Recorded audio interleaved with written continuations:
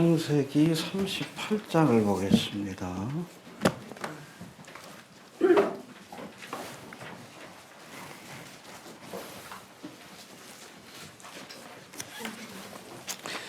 (1절부터) (30절까지입니다) 교독합니다. 그 후에 유다가 자기 형제에게서 내려가서 아둘람 사람 히라에게로 나아가니라.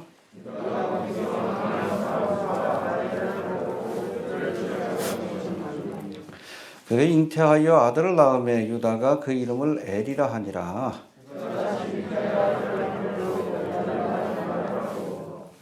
그가 또다시 아들을 낳고 그 이름을 셀라라 하니라. 그가 셀라를 낳을 때에 유다는 거십에 있었더라.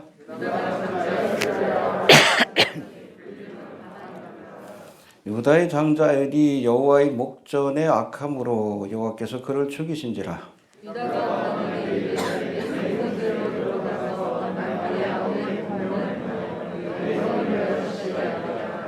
오나니 그 씨가 자기 것이 되지 않을 줄 알므로 형수에게 들어갔을 때에 형에게 아들을 얻게 아니하려고 땅에 설정하매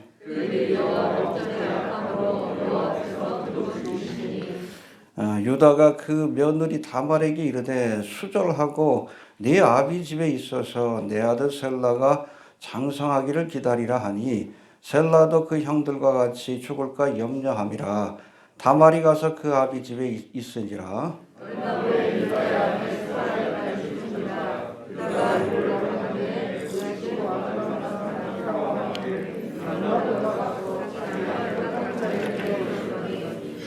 혹이 다말에게 고하되 네 시부가 자기 양털을 깎으려고 딥나에 올라왔다 한지라.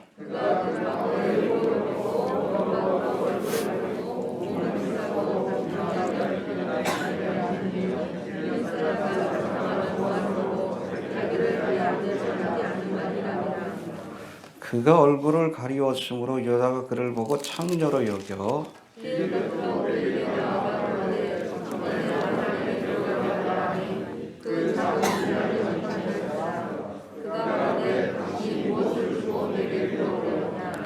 유다가 가로되 내가 내 떼에서 염소 새끼를 주리라. 그가 가로되 당신이 그것을 줄 때까지 약조물을 주겠느냐.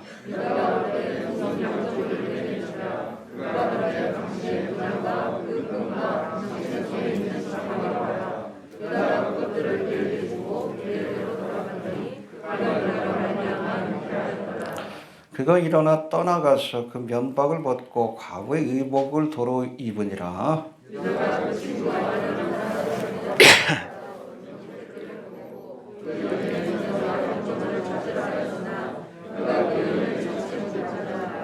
그가 그곳 사람에게 물어 가로되 길곁 에나임에 있던 창녀가 어디 있느냐. 그들이 가로되 여기는 창녀가 없느니라.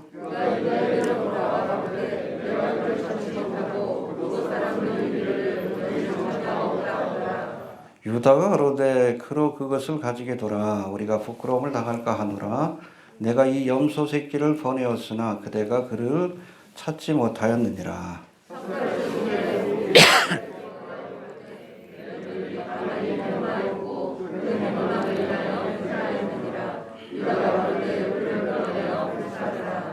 여인이 끌려 나갈 때에 보내어 시부에게 이르되 이 물건 임자로 말미암아 잉태하였나이다. 청컨대 보소서 이 도장과 그 끈과 지팡이가 네 것이니까 한지라.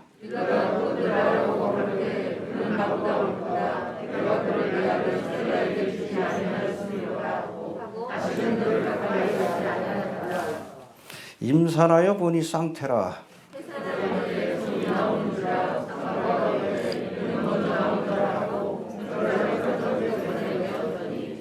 그 손을 도로들이매 그 형제가 나오는지라.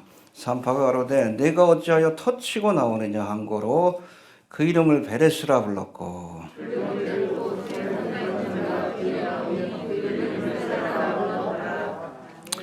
아멘. 해봅시다. 내가 나보다 옳도다. 창세기 37장부터 시작되는 요셉에 관한 이야기 50장까지 이렇게 연결되는데 중간에 유다에 관한 일화가 등장하고 있습니다. 일종의 삽경입니다. 요한계시록에도 삽경이 등장하죠. 쭉 일곱인과 나팔과 대접의 재앙을 묘사하다가 앞뒤의 사건을 보충 설명하기 위해서 인터로드 삽경이 등장하는데 이것도 창세기의 삽경이라고 보시면 됩니다. 알겠습니까? 예. 유다가 며느리 다말과 성관계를 맺어 아들들을 낳은 이 불미스러운 사건을 창세기에서 비중 있게 소개하는 것은 왜 그래요? 메시아의 계보를 잇는 그런 사건이기 때문에 그렇습니다. 알겠습니까? 때로는 부끄러운 사건도 하나님은 하나님의 경륜을 이루시는 섭리의 도구로 사용하십니다. 그래서 늘 알아야 돼. 우리는 실패해도 하나님은 실패하잖아. 이게 하나님의 섭리예요. 그 과정 속에서 우리가 악한 도구로 쓰임받으면 부끄러움이 있고 책망이 있지만 그래도 하나님은 하실 일은 하십니다. 이게 하나님의 섭리예요. 알겠습니까? 예. 오늘 본문을 살펴보기 전에 먼저 지난 시간 배운 말씀들을 복습해 봅니다. 세겜 땅으로 양떼를 몰고 간 형들이 잘 있는지 살펴보고 오라는 야곱의 명령에 요셉이 어떻게 대답합니까? 내가 여기 있나이다. 나를 보내소서. 할렐루야. 여러분 주께서 명령하실 때 우리도 그래야 합니다. 해봅시다. 내가 그리하겠나이다. 시올레마 이사야에서도 나오잖아요. 내가 누구를 보내며 누가 나를 위해서 갈고 제가 저기 있나이다. 쟤를 보내셔서 아니에요.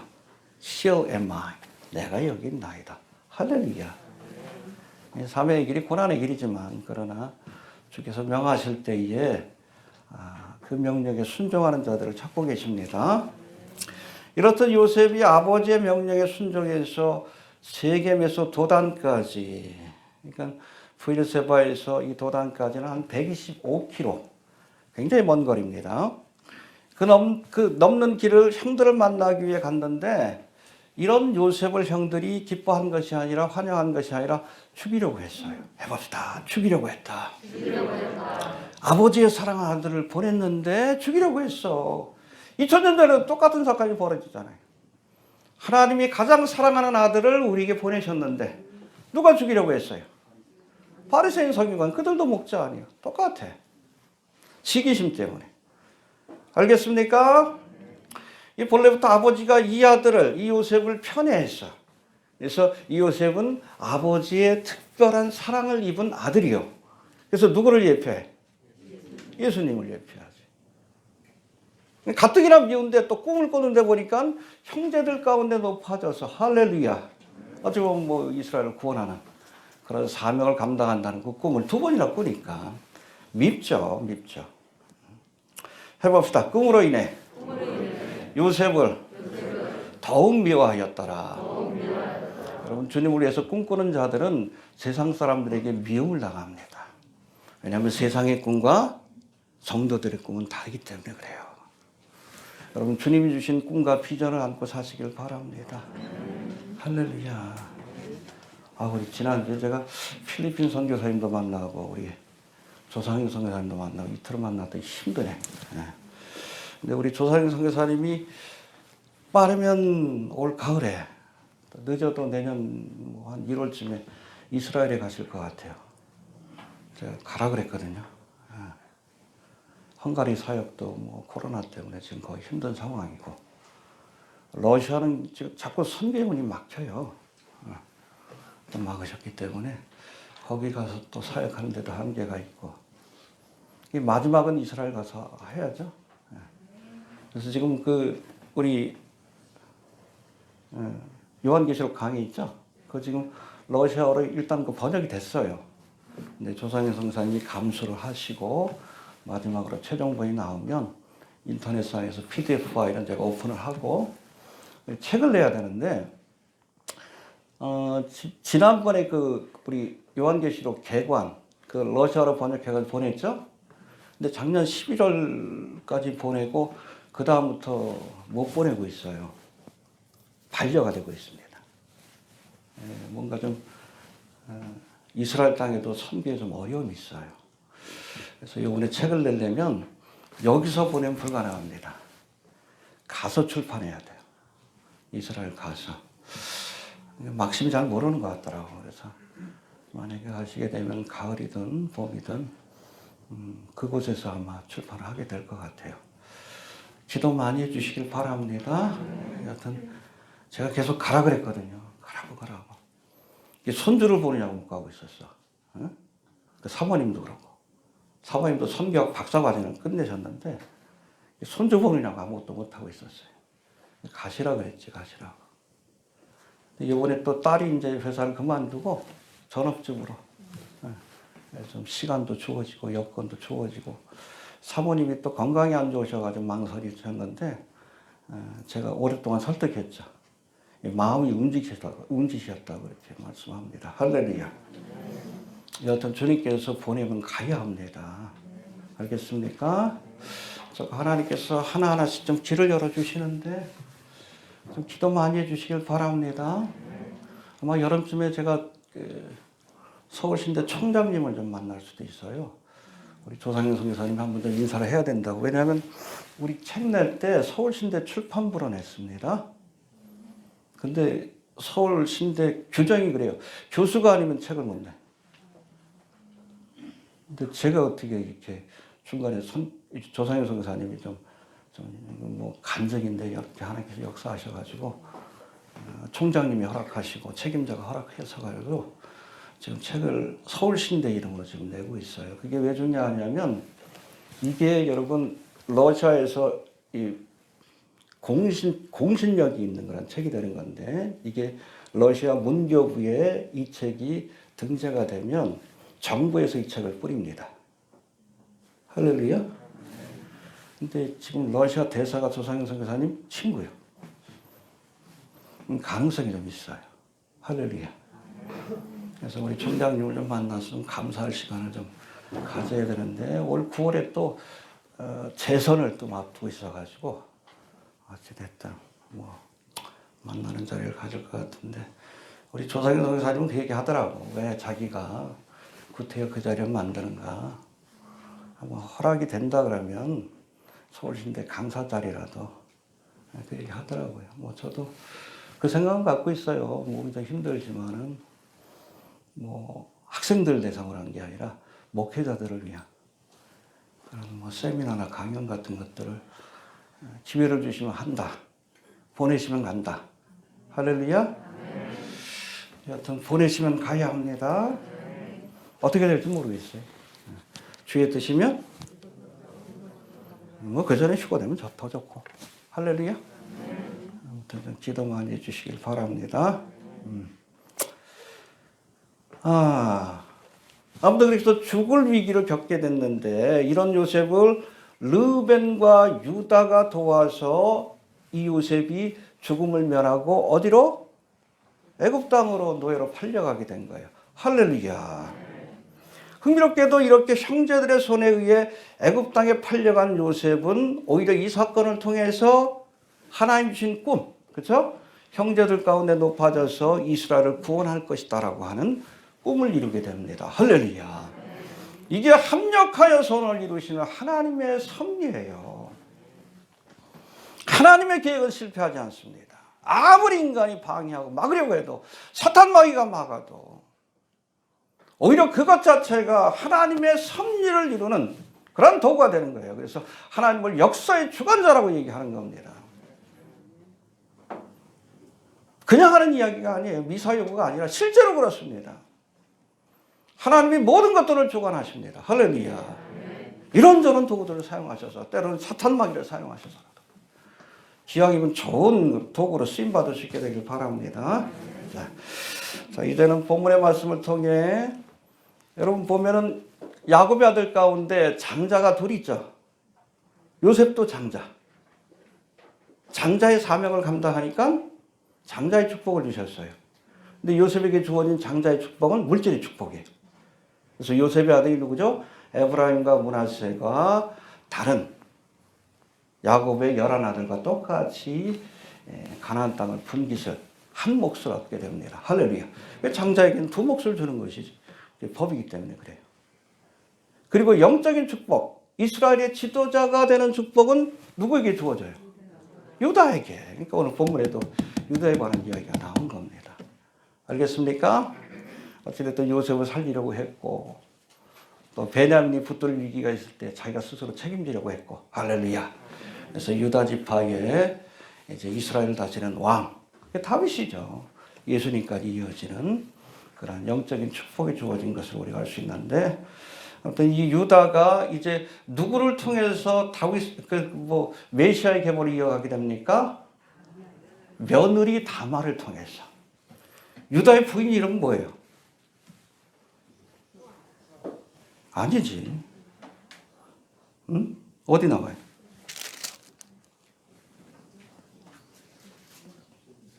수아라는 사람의 딸이지. 이름 나와요? 이름이 없어요. 왜? 메시아의 계보에 기록되지 않은 이름이요. 다말의 이름은 등장합니다. 가나안 여자고, 아무튼 다말도 가나안 여자지만 이게 정말 유다의 가문에 속하고자 하는, 그게 뭐예요? 하나님의 백성이 되고 싶은 열정이 있었어요. 그러니까 어떻게 보면 그 시아버지를 유혹해가지고 자식을 낳았는데, 그 행위 자체는 부도덕하지만 그 마음의 중심을 하나님이 보신 거예요. 이해가 되십니까? 가끔 보면 성경에서는 도덕적인 사람보다도 하나님을 귀히 여기는 사람을 더 사랑하십니다. 이해가 됩니까? 인간의 기준하고 달라요. 인륜보다는 천륜이 앞서는 거예요. 하나님을 향한 믿음이 더 중요한 겁니다. 뒤에 또 살펴보도록 합니다. 자, 아무튼 이 다말을 통해서 메시아의 계보가 이어지는 장면들을 살펴볼 터인데 1절, 2절 봅시다. 시작.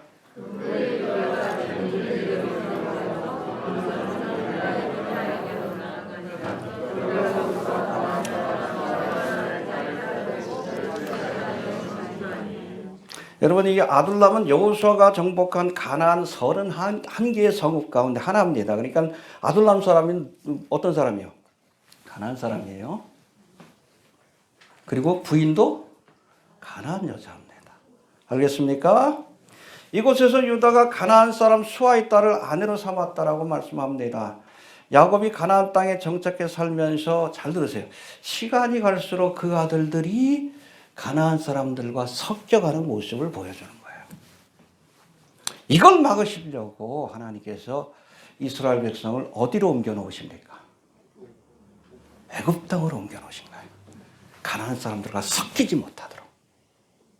이해가 됩니까? 여기 살다 보니까 자꾸 가나안 사람들하고 이렇게 사귀고, 또 그러다 보니까 뭐 가나안 여자를 아내로 삼고, 그러니까 자식들이 이렇게 망나니지. 하나님의 심판을 받고 죽지. 그러면 안 되잖아요. 하나님의 거룩한 백성이 그렇게 하지 못하도록, 여러분 애굽 땅에 7년, 여러분 그 풍년 뒤에 7년 기근. 근데 애굽 땅에만 기근이 온 게 아니에요. 중동 지역 전체에 기근이 온 겁니다. 왜 기근을 보내셨어요? 이스라엘 백성을 가나안 땅이 아니에요. 죄악된 땅 아니에요. 애굽 땅으로 옮겨 놓으셔서, 그곳에서도 여러분 흩어져 사는 것이 아니라 고센 땅에. 왜냐면 목자들은 아주 더러운, 아주 좀 불경건한 사람으로 보거든. 고센 땅에 모여 살면서 거기서 복작복작되면서 자기들끼리 결혼을 해서 이스라엘의 순수한 혈통을 가진 단일 민족 국가를 만들어낸 거예요. 할렐루야. 그렇게 하시려고 하나님께서 가나안 사람들과 섞이지 않게 하시려고. 바로 이런 일들이 일어나니까. 그렇죠? 점점 섞여가면서 신앙과 민족의 정체성을 잃어버리니까 기근을 보내서 애굽 땅으로 옮겨 놓으시고, 그곳에서 이스라엘의 순수한 혈통을, 신앙을 지켜내게 하신 겁니다. 믿습니까? 네. 왜 보냈는지 이해가 되시죠? 네. 우연한 사건이 아니에요. 심판적 사건도 아니라 이스라엘의 믿음을 지켜주기 위한 하나님의 경전입니다. 여하튼 유다가 아둘람에 사는 가나안 여인인 수알의 딸과 결혼함으로 그의 가정에 원치 않는 비극적인 사건들이 계속 이어지게 되는데, 이 말씀, 이어지는 말씀들을 통해서 구체적인 내용도 한번 봅시다. 6절, 7절 봅시다. 시작.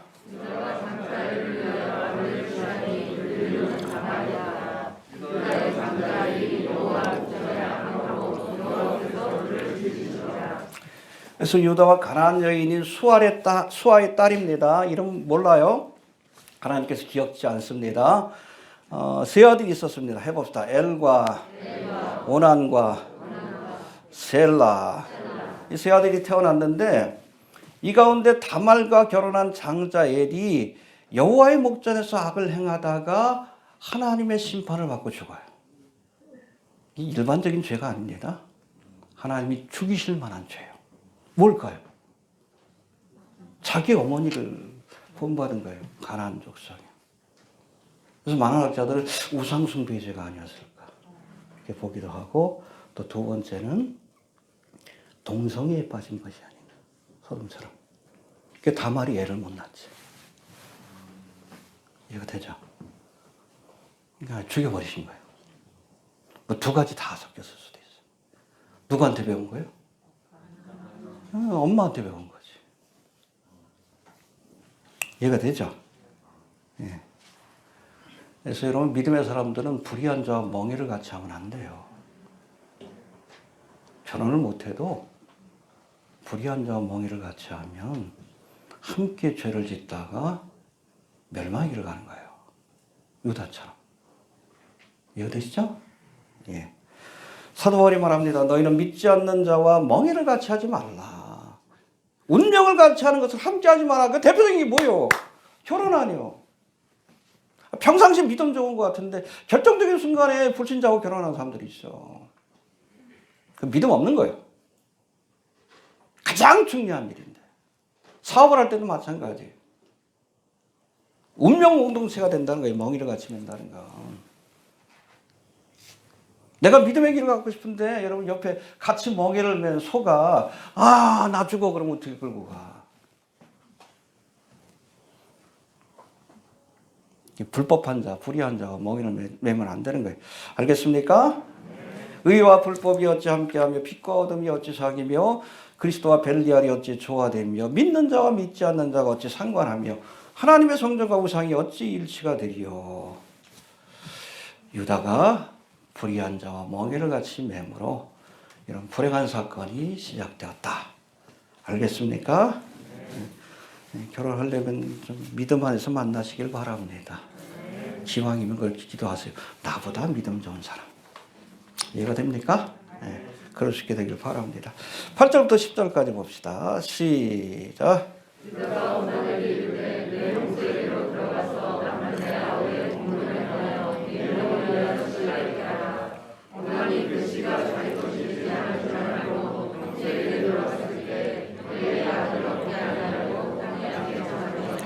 그 일이 여호와의 목전에 악함으로 여호와 앞에 악을 행한 엘이 이제 하나님의 심판을 받고 죽은 뒤에 유다가 엘의 아내였던 다말을 동생인 오난에게 주어서 후사를 이어가게 했습니다. 이건 여러분 신명기 25장에도 등장하는 계대 혼인법이라고 이렇게 설명이 됩니다. 해봅시다. 계대 혼인법. 그렇죠? 형을 대신해서 결혼을 해서 후사를 이어가게 해줘. 가문이 끊기지 않도록 도와줘. 이것을 계대 혼인법이라고 합니다. 신명기 25장 5절과 6절에는 여기에 대한 말씀이 나오는데 잘 들으세요. 형제가 동거하는데 그중 하나가 죽고 아들이 없거든. 후사가 끊긴 거예요. 그 죽은 자의 아내를 나가서 타인에게 시집가지 말 것이요. 다른 사람에게 시집을 보내지 말고 그 남편의 형제가 그에게로 들어가서, 그렇죠? 그를 취하여 아내를 삼아 그의 남편의 형제된 의무를 그에게 다 행할 것이요. 그 여인의 낳은 첫 아들로 그 죽은 형제의 후사를 잇게 하여, 그렇죠? 대가 끊이지 않게 하라는 거예요. 그래서 둘 사이에서 자식이 태어나면 첫째 아들은 누구요? 형의 자식이에요, 법적으로. 이해가 됩니까? 그 이름을 이스라엘 중에서 끊어지지 않게 할 것이니라. 알겠습니까? 종족을 보존하라는 하나님의 뜻입니다. 오난이 이 계대 결혼법에 따라서 이제 형수인 다말과 결혼하여 죽은 형인 엘의 후사를 이어가게 해야 할 책임이 주어진 거예요. 근데 그걸 안 한 겁니다. 그가 형수인 다말과 보낸 첫날 밤 결정적인 순간에 땅에다 설정했다 그랬어요. 왜? 자식을 못 낳게 하려고. 후사를 이어가라고 뭐 결혼시켰는데 그 책무를 자기가 져버린 거예요. 하나님께서 그것을 보고 진노하사 이 오난도 쳐서 죽인 겁니다. 알겠습니까? 그렇다면 왜 오난이 다말과 동침하면서도 형의 후사를 이어갈 수 있도록 역할을 감당하는 계대 혼인의 책무를 거부했을까? 왜 그랬을까요? 대충 아시는 것 같아요. 네, 우리 권사님. 여러분, 오난은 둘째죠? 근데 형이 죽었어. 이제 누가 장자예요? 자기가 장자. 그런데 다말과 결혼해서 자식을 낳으면 장자의 축복이 엘의 자손에게 넘어가는 거예요. 장자의 그 축복 가운데 가장 중요한 게 뭐예요? 다른 사람보다 두 몫을 받는데 그게 싫은 거예요. 뭐 억지로 아버지가 시키니까 결혼했는데 자식을 안 낳아야 다말이 자기가 장자가 되고 두 몫을 얻는 거예요. 이 나쁜 놈이죠. 응? 하나님 치신 거예요. 알겠습니까? 자기 책무를 다하지 않는 아주 이기적인 행동이에요. 하나님이 진노하신 거지. 알겠습니까? 해봅시다. 계대 결혼에 책무를 거부했다. 이건 책임이에요. 마땅히 형제로서 해야 될 책임을 거부했기 때문에 하나님이 저를 치신 겁니다. 이런 오난의 이기적인 행위와는 달리 룻기에는 여기에도 계대 결혼이 나옵니다. 남편과 두 아들을 잃은 나오미의 가문을 되살리기 위해 모압 여인 누구와 룻과 결혼하여 기업 물을 자의 책임. 이게 계대 혼인의 책임입니다. 계대 결혼의 책임을 다한 누가 나옵니까? 보아스. 할렐루야. 이 보아스 자체가 예수님을 예표해요. 알겠습니까? 이제 가나안 땅이 기근이 들자 기근을 피해 모압 땅으로 내려갔다가 나오미가 남편도 잃어버리고 자식들도 죽어요. 그러니까 자기도 과부고 며느리들도 과부요. 첫째 며느리는 집으로 돌아가고 막내 며느리인 누구? 루시 이 나오미와 함께 갑니다. 너도 가라. 팔자 고쳐라 가서. 그랬더니 어머니 하나님이 나의 하나님이 되고 어머님께서 사시는 곳에 살고 어머님께서 죽는 곳에 나도 죽겠나이다. 똑같아요. 다 말하고 나도 하나님의 백성이 되길 원합니다. 그거예요. 하나님 기뻐하신 거지. 이해가 됩니까? 네. 그래서 아무튼 베들레헴으로 돌아와요. 그때 때마침 밀을 추수하는 시기인지라 룻이 보아스의 밭에서 밀 이삭을 줬습니다. 그래서 이스라엘에서는 벨 때 일부러 남겨놔요. 가난한 사람들을 위해서. 주워 가지고 먹으라고. 그렇게 하라고 말씀하십니다. 죽으러 갔는데 여기에서 보아스가 룻에게 친절을 베풀어요. 일부러 좀 남겨두고 뭐 그냥 추수한 것도 좀 주고 소문을 들었겠지. 나오미를 위해서 여기까지 왔다는 소문을 들었겠지. 그런데 이 보아스가 계대 결혼을 통해 나오미의 가문을 구원해줄 기업 물을 자라는 사실을 누가 알게 됩니까? 나오미가 알게 돼. 그래서 룻과 보아스를 연결시켜 주려고 애를 씁니다. 할렐루야. 예. 그래서 이 며느리 룻에게 나오미가 뭐라고 합니까? 이제 보아스의 타작마당. 한참 바쁠 때니까 타작마당에서 그냥 자는 겁니다. 밤에는. 예. 거기에 가서 이제 밤중에 그 발치에 있다가 저에게 은총을 구해라. 그래서 결혼해달라고. 프로포즈를 해라. 여자가 한 겁니다. 알겠습니까? 예, 지실레에. 이 말을 들은 룻이 보아스가 타작마당에서 자고 있을 때에 그 발치에 이불을 덮고 있다가 이 보아스가 이렇게 뒤척이는데 보니까 발밑에 좀 이상해. 깜짝 놀래가 일어났지. 근데 룻이요. 룻이 했던 말이 여러분 기가 막혀요. 응? 당신의 옷자락으로 시녀를 덮으소서. 할렐루야. 은총을 구하는 거예요. 해봅시다. 당신의 옷자락으로 시녀를 덮으소서. 나를 받아주옵소서. 기업 물을 자의 책임을 감당해 주옵소서. 나를 당신의 은혜 안에 들어가게 하옵소서. 우리가 주님 앞에 그래야 합니다. 당신의 옷자락으로 나를 덮으소서. 주의 은혜 안에 머물길 원합니다. 할렐루야. 예. 이런 룻의 간청을 들은 보아스가 흔쾌히 이제 계대 결혼법에 따라서 룻과 결혼하여 나오미의 가문을 일으키는 책임을 다했는데, 이때 보아스와 룻 사이에 태어난 첫 번째 아들이 오벳이에요. 근데 오벳의 아들이 이새고, 이새의 아들이 다윗입니다. 할렐루야. 오벳은 누구의 아들이요? 나오미의 아들이에요. 이해가 됩니까? 나오미의 아들이에요. 나오미의 아들. 이해가 되시죠? 계대 혼인법에 의해서 첫째 아들은 나오미의 자식이에요. 그렇게 된 거예요. 가문을 이어주는 책임.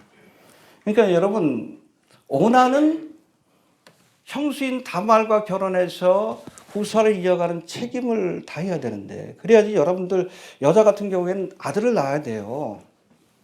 그래야 노년의 삶이 보장이 되는 거예요. 이 책무가 굉장히 중요한 겁니다. 이해가 됩니까? 젊었을 때は남편이 나를 책임지지만 늙었을 때 누가? 자식이 책임져줘야지. 기업 물을 자의 책임을 다해야 하는데 이것을 거부함으로 하나님 앞에 심판을 받았습니다. 해봅시다. 사명을 거부함으로 심판을 받았다. 이 반에서 룻게 나오는 보아스는 룻과의 계대 결혼을 통해서 기업 물을 자의 책임을 다했기 때문에 여러분, 이 보아스의 가문이 예수님의 메시아의 계보에 오르는 축복을 얻게 된 겁니다. 할렐루야. 오난처럼 하나님 주신 사명을 알고도 이를 행치 않는 자에게는 하나님의 심판이 내려집니다. 그러나 보아스처럼 하나님 주신 사명에 충성하는 자들에게는 하나님의 크신 축복이 주어집니다. 금생과 내생에. 할렐루야. 이 사명을 맡길 때 외면하지 마십시오. 충성할 수 있게 되길 바랍니다. 예, 11절 넘어갑시다. 시작.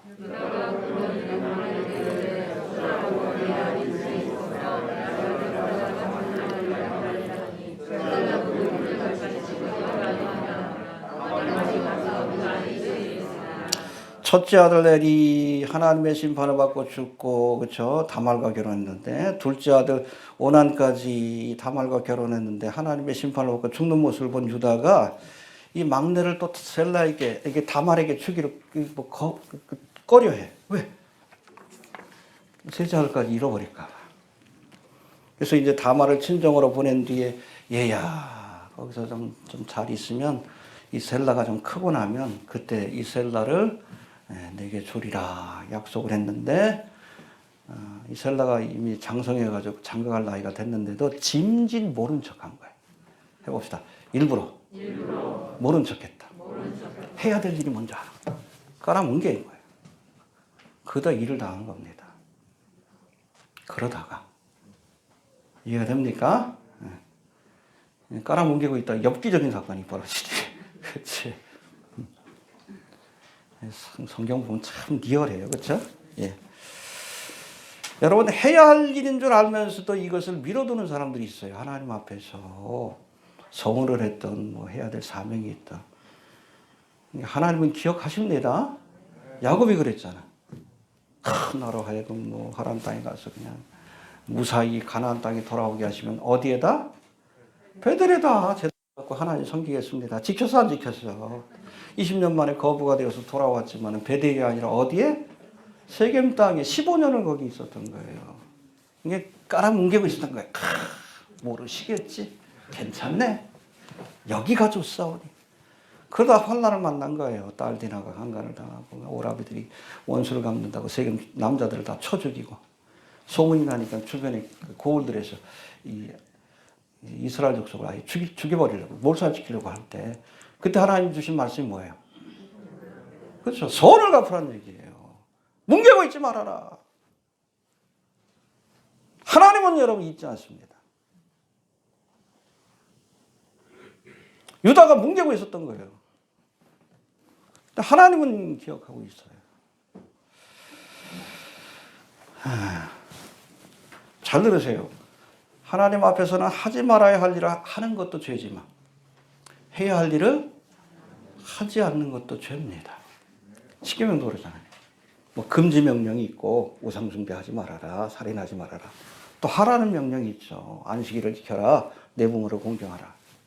둘 다 지켜야 돼. 하나님께서 명령하신 것에 순종해야 합니다. 제 사역의 모토가 시키면 한다. 해봅시다. 시키면 한다. 시키지 않으면 안 합니다. 제가 게을러서. 힘들어서.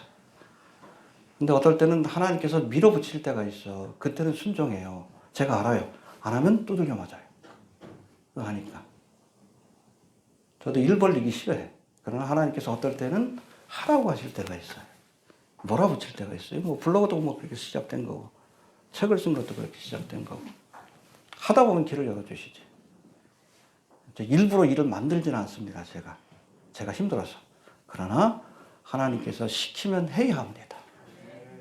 해봅시다. 시키면 해야 한다. 제 사역의 모토입니다.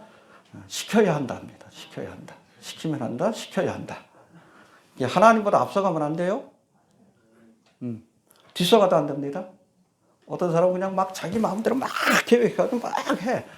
그게 여러분 자기 뜻이지 하나님의 뜻이요? 앞서가면 안 돼요. 어떤 사람은 뒤쳐져. 하나님께서 하라고 하는데도 이러고 있다가 두드려 맞는 거지. 시키면 해야 합니다. 알겠습니까? 안 그러면 이렇게 두들겨 맞는 거예요. 유다처럼. 자, 이제 12절부터 13절까지는 유다를 속이고 이 다말이 유다를 통해서 후손을 얻게 되는 과정이 소개되고 있는데 12절 한번 봅시다. 시작.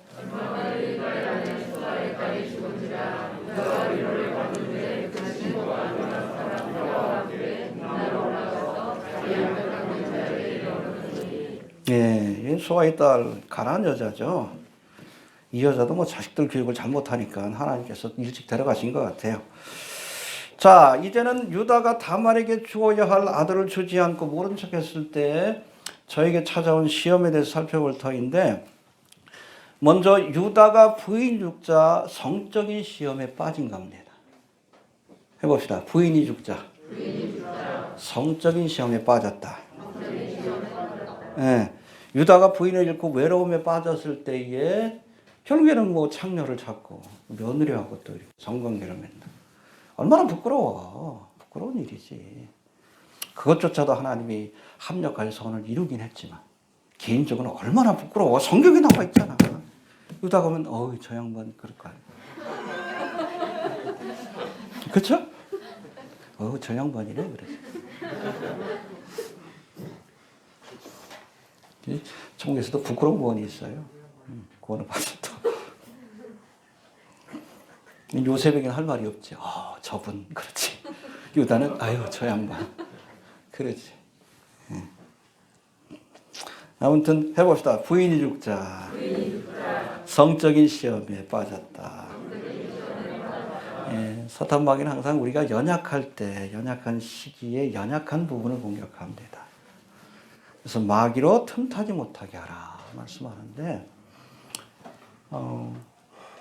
우리 시험에 들지 않으려면 내가 연약한 부분이 뭔지를 알아야 돼. 여자의 여러분 약한 사람들은 유다도 그렇고 삼손도 그랬어요. 조심해야 합니다. 스스로.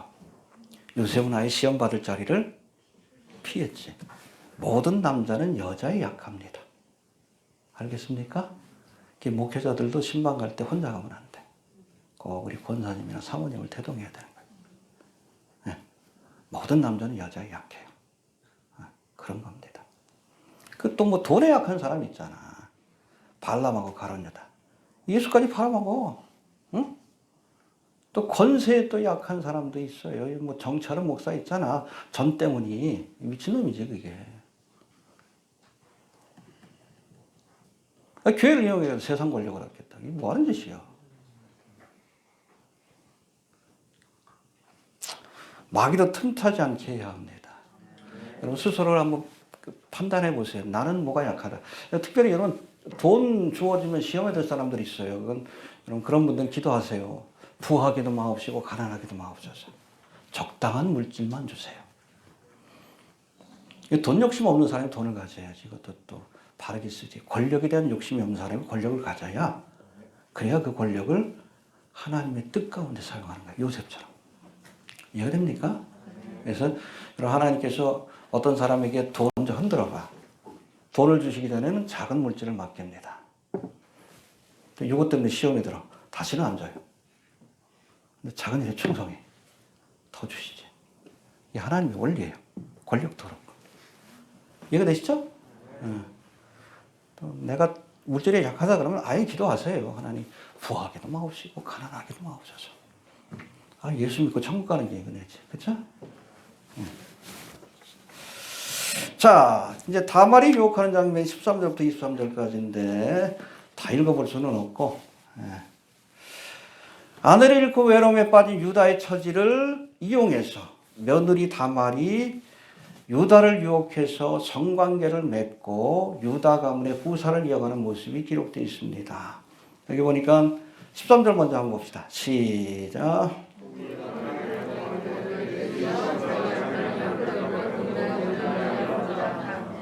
유다가 이제 양털을 깎기 위해 딥나에 올라왔다는 소식을 들은 다말이 이제 창녀와 같이 면박으로 얼굴을 가리고 유다를 속여서 성관계를 맺음으로 결국 베레스와 세라라고 하는 두 아들을 얻게 됐는데, 자신의 신분을 속이고 시부인 유다를 유혹해서 성관계를 맺은 것은 분명히 비난받을 만한 일입니다. 잘못된 거예요. 그러나 그렇게 해서라도 유다의 가문에 속하고자 했던 그 마음, 그거는 하나님이 어여삐 여기신 거예요. 도덕보다 하나님의 은혜가 먼저입니다. 알겠습니까? 하나님이 야곱은 사랑하였고, 세상적으로는 여러분 에서가 더 멋진 사람이에요. 그러나 야곱은 아주 피어난 사람이지. 그래도 야곱은 하나님의 것을 귀히 여겼어요. 야곱을 사랑한 거예요. 하나님은 도덕적인 사람을 사랑하지 않습니다. 하나님을 사랑하는 사람을 사랑합니다. 알겠습니까? 그렇다고 뭐 막살나는 건 아니고. 이해가 되시죠? 예. 자, 본문에서는 상세히 기록되어 있지 않지만 유다의 아내뿐 아니라 이 다말도 가난한 여자예요. 그런데 이 다말이 유다의 집에 시집을 왔어. 그리고 하나님을 알게 된 거지. 근데 거기에 남아있으려면 뭐가 있어야 돼? 후사가 있어야지. 후사가 있어야지. 어떻게 해서든지 후사를 얻고자. 그건 딴 게 아니에요. 하나님의 백성으로 남아있고자 했은 거예요. 그래서 뭐 좀 극단적인 방법을 쓰긴 했지만, 그는 그 마음의 중심을 하나님이 기뻐하신 겁니다. 할렐루야. 해봅시다. 하나님이 다말을 기뻐하셨다. 믿습니까? 예. 이제 또 18절 한번 봅시다. 시작.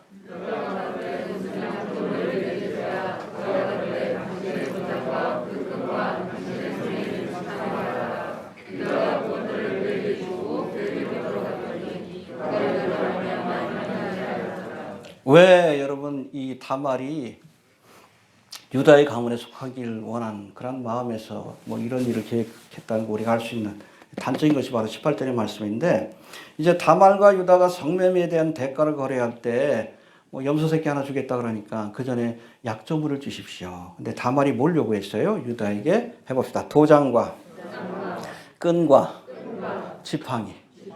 이걸 요구한 이유가 있습니다. 여기서의 도장은 인감 도장이에요. 유다의 법적인 권리를 보장해 주는 겁니다. 보통 반지 형태로 되어 있어요. 인장이 적힌. 여러분 배너라는 영화 보시죠? 계약하고 나서 이거 탁 찍잖아. 이게 도장이에요. authority. 그 사람의 법적인 권리를 그렇게 나타내는 상징입니다. 그리고 끈은 뭔지 아십니까? 여러 가지 색깔도 이렇게 해가지고 매듭을 해가지고 목에다 걸고 다니는 거예요. 이거는 그 사람이 어느 족속, 어느 지파에 속하는지를 보여주는 신분증이에요. 이스라엘, 넷째 아들 유다라는 것을 증명해주는 신분증을 달라 그런 거예요. 그 다음에 지팡이 뭡니까? 목자의 상징이에요. 주의 지팡이와 막대기가 나를 안위하시나이다. 권세의 상징이고 힘의 상징입니다. 할렐루야. 정리하면 유다가 가지고 있던 도장은 유다의 법적인 권리를 증명해준 도구고, 그는 유다의 소속, affiliation이라고 되어 있는데 그것을 아이디 카드입니다. 증명해주는 도구고, 지팡이는 유다의 힘을 상징하는 도구인데 이걸 다말이 유다에게 요구했어요. 왜요? 앞으로 태어날 아기가 유다의 적통이라는 것을 증명해주는 유일한 도구입니다. 할렐루야. 이렇게 유다를 유혹했던 이유가 무엇인지 분명히 여기 드러나고 있는 거예요. 어떻게 해서든지 내가 유다 지파에 소속되고자 하는, 어떻게 해서든지 하나님의 백성이 되고자 하는 그 마음의 중심을 하나님이 기쁘게 여기시고 이 다말을 메시아의 계보에 올려놓으신 거예요. 유다의 부인의 이름은 나와 있지 않습니다. 그러나 유다가 다말을 통해서 누구를 낳았다? 베레스를 낳았다. 마태복음에도 나와요. 할렐루야. 예. 그래서 하나님께서 이 다말을 기뻐하신 겁니다. 그렇습니까? 가나안 족속이었던 다말에게는 부정한 방법을 사용해서라도 유다 가문에 속하여 그 우사를 이어가겠다는 간절한 마음이 있었습니다. 이런 다말의 모습을 보면 형과 아버지를 속여서라도 장자의 축복을 얻고자 했던 누구? 야곱의 모습하고 닮아 있잖아. 이런 야곱을 하나님이 사랑하셨습니다. 사기꾼이지만. 그렇죠? 이 다말도 도덕적으로 문제 있는 여자지만 그래도 사랑하셨어요. 왜? 그 마음의 중심을 보신 겁니다. 할렐루야. 예. 자, 이제 24절부터 26절까지 시작.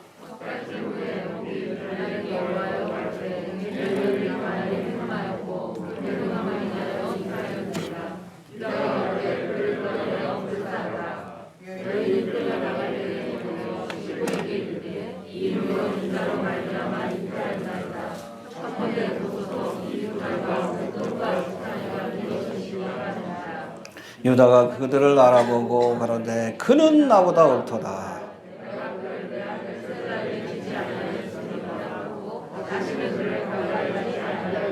그렇죠. 다말에게 사형을 판결했지만 알고 보니까 자기가 더 못된 놈이요. 그래서 그는 이 다말은 나보다 옳도다, 더 의로웠다라고 얘기하는 겁니다. 알겠습니까?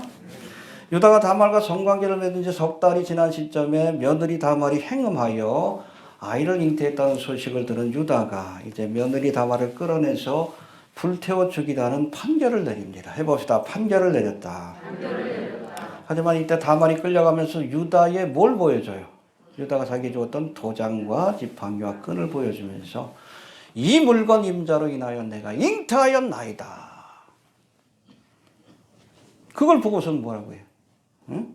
그는 나보다 옳도다. 자기가 잘못해가지고 이런 일이 벌어진 거예요. 그렇잖아요. 셋째 아들 줬으면 해결됐지. 그렇잖아요. 구사를 이어가도록 그렇게 도와줬으면 해결이 됐지. 뭉개고 있으니까 결국에는 이 다말이 그런 극단적인 행동까지 하게 된 겁니다. 해봅시다. 그는 나보다 옳도다. 예.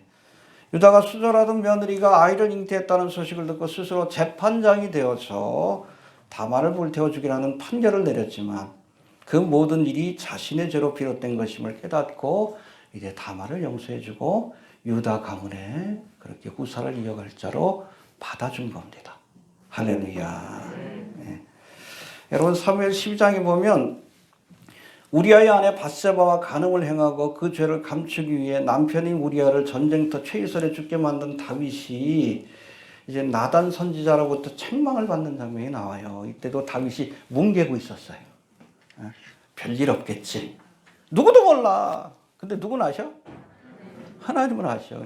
나단 선지자를 통해서 다윗을 책망하는데 어느 날 나단 선지자가 다윗에게 나와서 그냥 고하면은 뭐 반감이 있으니까 한 사건에 대한 일례를 듭니다. 뭐라고 하냐면 한 성에 두 사람이 있는데 하나는 부하고 하나는 가난하니 그 부한 자는 양과 소가 심이 많으나 가난한 자는 아무것도 없고 자기가 사서 기르는 작은 암양 새끼 하나뿐이니이다. 이 다윗에게는 수많은 서적 비밀이 있잖아. 우리아에게는 밧세바밖에 없는 거예요. 그 암양 새끼는 저와 저의 자식과 함께 있어 자라며 저의 먹는 것을 먹으며 저의 잔에서 마시며 저의 품에 누움으로 저에게 딸처럼 되었거나 이게 반려동물이에요. 이건 뭐 먹으려고 기르는 게 아니에요. 반려동물이라고 보시면 됩니다. 예. 어떤 행인이 그 부자에게 오매 부자가 자기의 양과 소를 아껴. 그렇잖아요. 자기의 양과 소를 잡아서 드리는 건 아까우니까. 어떻게 했습니까? 응? 온 행인을 위하여 잡지 아니하고 가난한 사람의 양 새끼를 빼앗아다가 자기에게 온 사람을 위하여 잡았나이다. 이 다윗이 그 얘기를 듣자마자 너무너무 화가 난 거예요. 그럼 당장 죽여라. 나단이 뭐라 그래? 당신이 그 사람이야. 네가 그 놈이야. 그 자리에서 무릎 꿇고 회개했어요.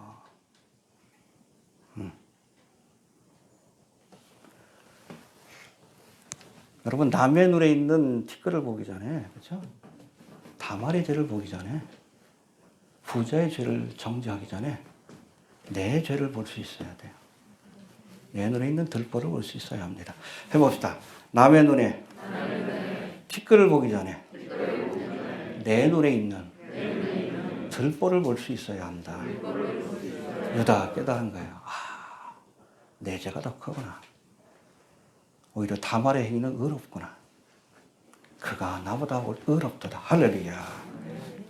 그래서 26절의 말씀에 보면 자신의 죄를 회개하고 다말을 용서한 유다가 이후로 어떻게 했는지 그 행동이, 그 행위가 기록되어 있는데 26절 봅시다. 시작.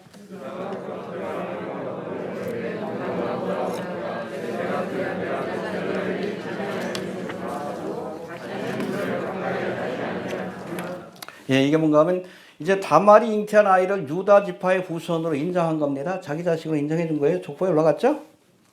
그렇지만 다시는 가까이 하지 않았다. 다시는 며느리 다말과 성적인 죄를 짓지 않았다. 할렐루야. 이게 온전한 회개입니다. 자기의 잘못을 돌이키고 그리고 다시는 죄를 짓지 않는 것. 여러분, 이것이 온전한 회개의 모습입니다. 예.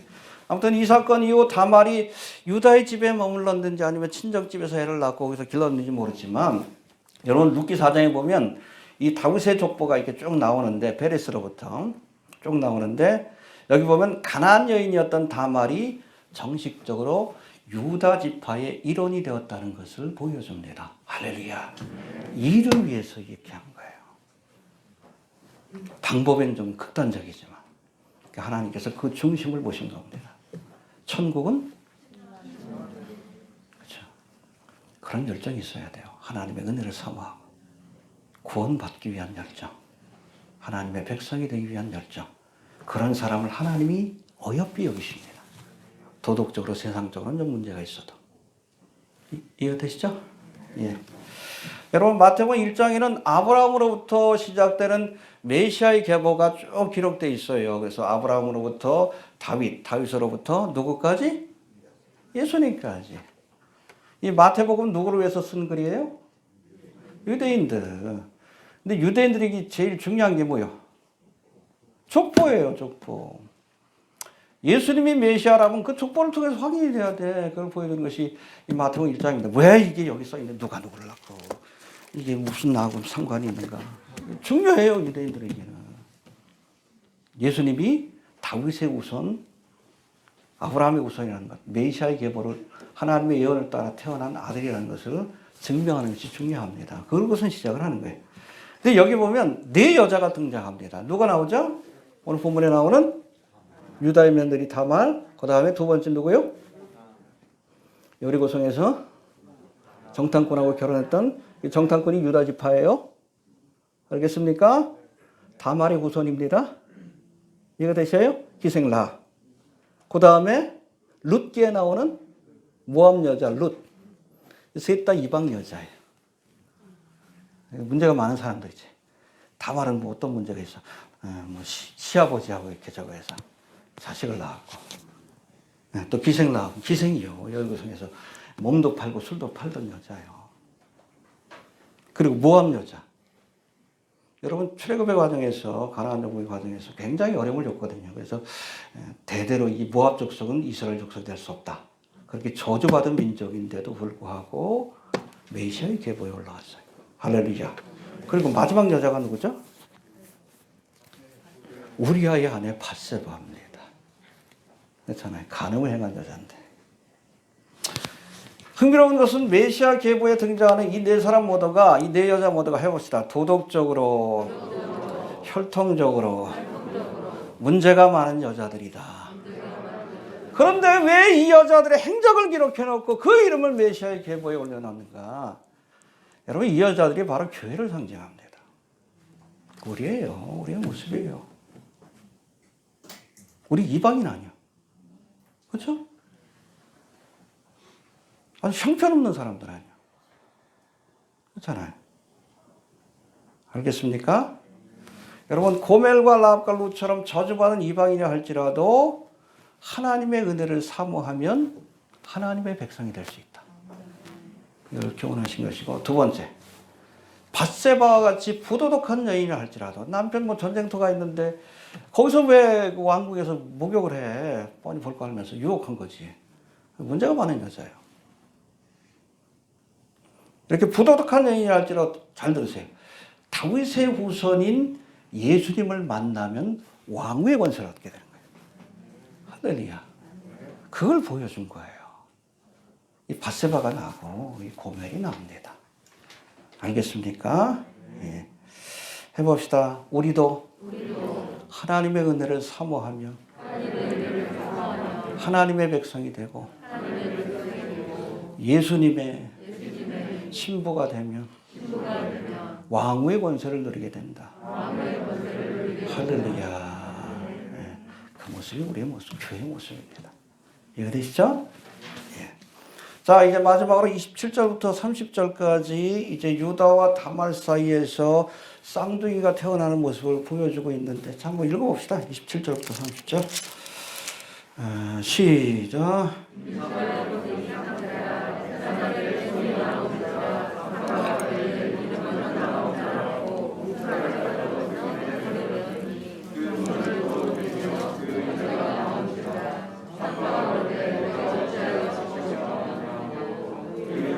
베레스라 불렀고 그 형제 곧 유다와 다말 사이에 태어난 쌍둥이에 관한 기록인데, 아이를 낳을 때 보니까 먼저 손이 나온 아이. 여긴 장자가 누군지 아는 것이 굉장히 중요하거든요. 그러니까 그 표시하려고 거기다 빨간 줄을 이렇게 해놓은 거예요. 근데 손이 쑥 들어가더니 이상한 애가 또 튀어나와. 이 형을 밀어내고 터치고 나온 거예요. 그래서 이름이 베레스입니다. 터치고 나왔다. 이게 밀어내고, 야곱은 힘이 없어가지고 못했는데 얘는 한 거예요. 알겠습니까? 해봅시다. 터치고 나왔다. 그래서 이름이 베레스예요. 터치고 나왔다는 뜻이고.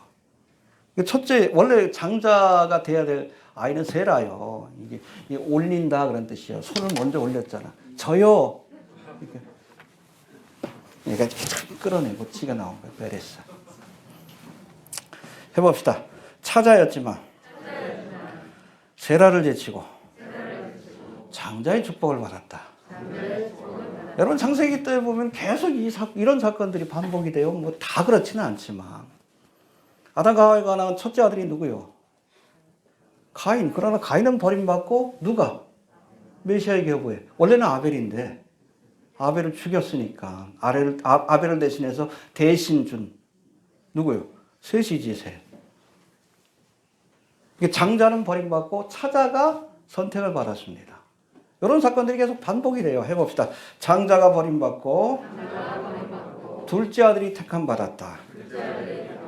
아브라함의 아들도 그렇잖아요. 이스마엘이 장자지만 실제로 둘째 아들인 이삭에게 장자의 축복이 이어집니다. 할렐루야. 또 이삭의 아들 에서가 장자지만 에서는 버림받고 야곱이 선택을 받아요. 할렐루야. 또 요셉의 아들도 원래는 므낫세가 장자예요. 그런데 에브라임이 앞서게 됩니다. 할렐루야. 그리고 이스라엘의 첫 번째 왕이 누구요? 사울왕. 근데 첫 번째 왕은 버림받고 두 번째 왕이 누구요? 다윗의 왕조가 계속 이어지게 돼요. 예수님까지. 해봅시다. 첫째가 버림받고 둘째가 택함을 받았다. 할렐루야. 사실은 다윗과 밧세바 사이에 두 아들이 있었는데 첫째 아들은 어떻게 돼? 하나님 죽이셨지. 그 죄로 인해서. 근데 둘째 아들이 누구요? 솔로몬이 왕위를 이어받게 돼요. 메시아의 계보에 서게 됩니다. 할렐루야. 해봅시다. 첫 번째 태어난 자가 버림을 받았고, 두 번째 태어난 자가 택함을 받았다. 이게 여러분 상징적인 사건이에요. 상징적인 의미가 있습니다. 그래서 두 가지를 상징한다고 학자들은 그렇게 얘기를 합니다. 첫 번째, 이것이 예수님의 초림과 재림을 상징한다. 초림의 주님은 버림을 받았어요. 그렇죠? 이스라엘 백성들에게. 유대인의 왕으로 왔지만 십자가에 못 박아 죽였잖아요.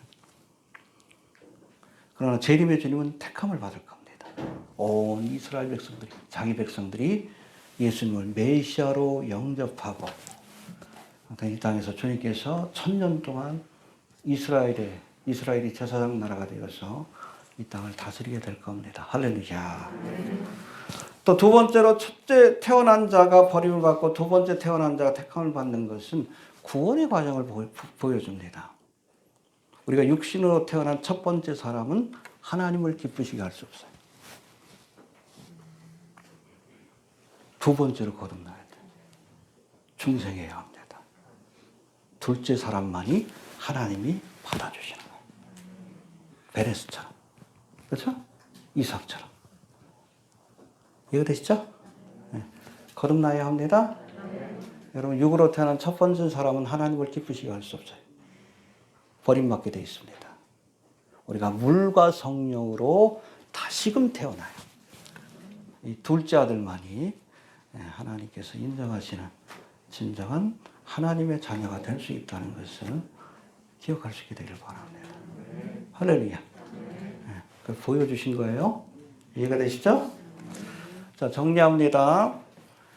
유다의 첫째 아들 엘은 하나님 앞에서 악을 행하다가 죽었고, 누구한테 이 악행을 배웠습니까? 가나안 엄마. 이게 여러분 불의한 자 멍이를 매면 안 됩니다. 둘째 아들 원하는 기업 물을 자의 책임을 회피하다가 하나님 앞에 심판을 받고 죽었어요. 이건 뭐 자기 이익을 지키기 위해 이기적으로 행동하다가 해야 할 일을 외면하다가 심판을 받은 겁니다. 두 아들의 죽음을 본 유다가 며느리 다말에게 셋째 아들 셀라를 주지 않으려다가 이제 하나님과 사람 앞에 부끄러운 일을 겪게 됩니다. 그렇죠? 얼마나 부끄러워. 그러니까 여러분, 여기 도장하고 끈하고 이 지팡이를 뺏기잖아. 이게 상징적인 의미예요. 이 죄로 인해서 여러분, 죄를 짓게 되면 우리의 권세와 영광을 뺏기는 거예요. 죄 짓지 마셔요. 너는 이렇게 영광 받는 자리에 있다가 뭐 7계를 범하고 그래가지고 다 뺏겨버리는 목사들도 있어. 그렇죠? 죄가 그래. 죄를 지면 다 뺏겨요. 이거 되십니까? 네. 아무튼 그거를 여러분 다말이 받은 거예요. 이 다말은 시아버지 유다를 속이고 그를 미혹하여 베레스라는 아들을 얻었는데, 이 아들로 인해서 메시아의 계보에 그 이름이 올라가는 축복을 받게 됩니다. 할렐루야. 방법은 잘못됐지만 그 마음의 중심을 하나님이 보신 겁니다. 할렐루야.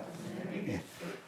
자, 메시아의 계보에 등장하는 다말과 라합과 룻과 밧세바 모두 혈통적으로 도덕적으로 문제가 많은 여자들이지만 이들 모두가 하나님의 은혜를 사모함으로 메시아의 계보에 오르는 축복을 얻게 되었음을 기억할 수 있게 되길 바랍니다.